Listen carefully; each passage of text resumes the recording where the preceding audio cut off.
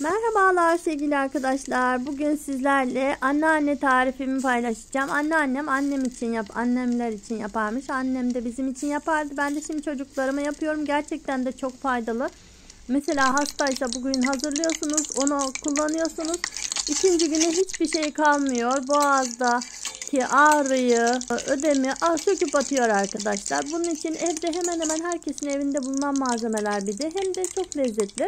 Aynı zamanda hazırlaması da çok basit. En fazla 5 dakikanızı alıyor. Arkadaşlar 1 yemek kaşığı tereyağını biraz kızartıyoruz ve üzerine 2 su bardağı pekmez katıyoruz. Pekmezi isterseniz dut pekmezi kullanabilirsiniz varsa, yoksa üzüm pekmezi ya da boynuz pekmezi. Bende şu an boynuz pekmezi vardı. Birazcık da üzüm pekmezi vardı. İkisinin karışımını kullandım arkadaşlar. Kaynamaya başladıktan sonra altını kısın, taşabilir. Kısık ateşte 5 dakikaya yakın kaynatalım. İyice yağla pekmez birbirine girecek. Hem yağla pekmez birbirine giriyor hem de biraz koyulaşıyor. Daha güzel kıvamlı, daha lezzetli bir şey oluyor arkadaşlar. Benim çocuklarım bunu bayılarak tüketiyor. Gerçekten de yapıyorum. O gün bitiyor. Bunu kaşık kaşık mesela öksürüyor ya, bir kaşık verin arkadaşlar. Sonra mesela tekrar öksürüyor. Tekrar bir kaşık. Zaten zararlı bir şey değil.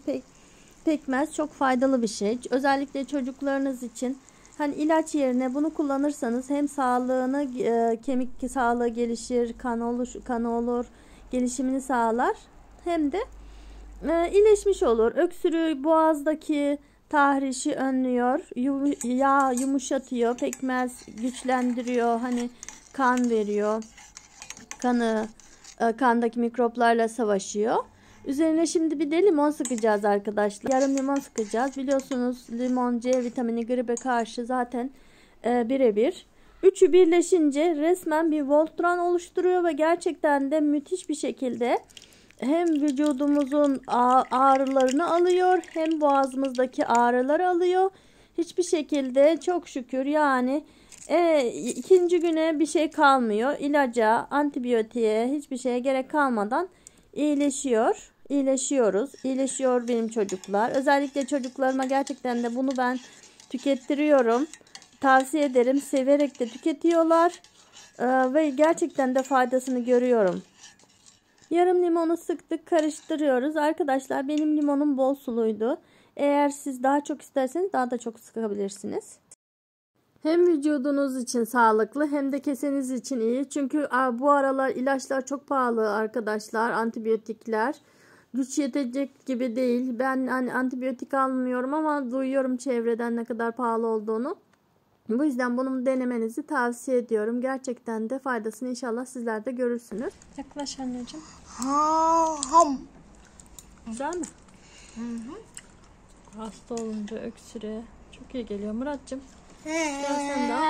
Aferin. Şifa niyetine. Öksürdükçe birer tatlı kaşığı veriyoruz. Boğazı yumuşatıyor. Gıcıklanmayı önlüyor. Hem boğazdaki tahrişi önlüyor.